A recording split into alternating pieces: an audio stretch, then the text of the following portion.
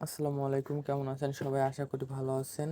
আর একটি latest job circular daily video নিয়ে চলে আসলাম, এবং এই ভিডিওতে আমি সুন্দর করে আপনাদেরকে কিছু জব সার্কুলার 2024 সালে মানে রিসেন্ট এই মাসের কোনটা পাবলিশড হয়েছে, যেগুলোতে সার্কুলার করতে পারবেন, সেগুলো নিয়ে আপনাদের সাথে বিস্তারিত আলোচনা করব। অবশ্যই ভিডিওটি সম্পূর্ণ দেখতে থাকবেন।